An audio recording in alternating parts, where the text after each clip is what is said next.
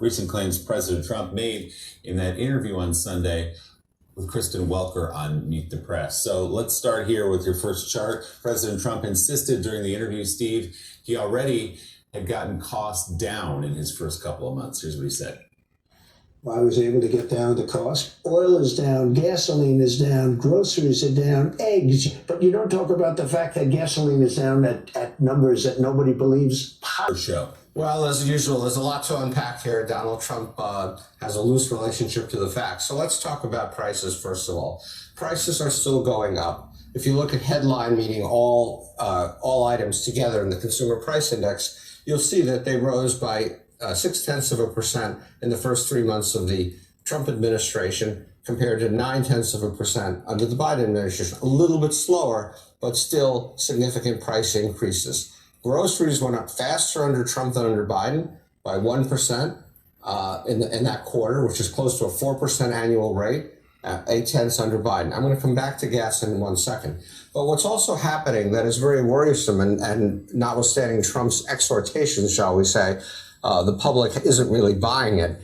Inflationary expectations on the part of consumers have gone up enormously. They were 2.8% back in December, and now they're 6.5%. And sometimes perception becomes reality. And so this is a dangerous thing as well. Now back to oil. Why are gasoline prices down? They're down for two reasons. One, because OPEC is pumping more oil, which brings prices down.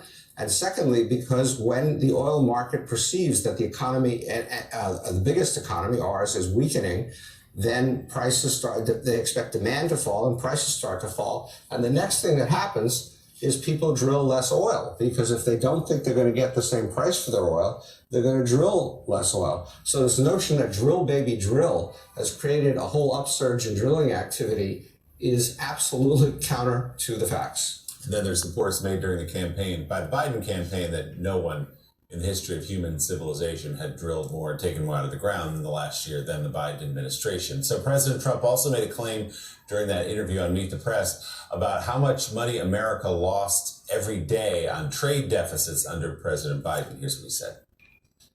We lost $5 to $6 billion a day with Biden. 5 to 6 billion.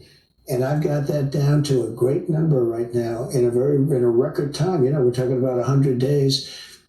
But just think of what that is. $5 billion a day we're losing on trade. What about the car business? They're going to make a fortune because... Show the trade deficit is actually increasing right now. Yeah, I'm not going to do a whole thing on how trade deficits work, but I'm going to do one simple thing, because you keep saying we lost $5 billion a day. If I go downstairs in 30 Rock here and I buy a Morning Joe t-shirt for $20, I give them $20, I get a t-shirt. Have I lost money? No, I've gotten something back for my money. And that's in effect what we're doing. We're buying stuff from overseas. There are issues there, but it's not like we're just handing the Chinese $5 billion a day. And that's the wrong number, of course. In 2024, the trade deficit equaled $2.5 billion a day. So less than half of what Trump claimed Biden had done. Here's the Biden period here. Look what's happened under Trump. The trade deficit has soared. And I'm not saying that it's because of Trump, but what's been happening is people are importing a lot more to get ahead of the tariffs. And the result is now the trade deficit is about $5 billion a day. But he got the president wrong. That was under President Trump, not under President Biden.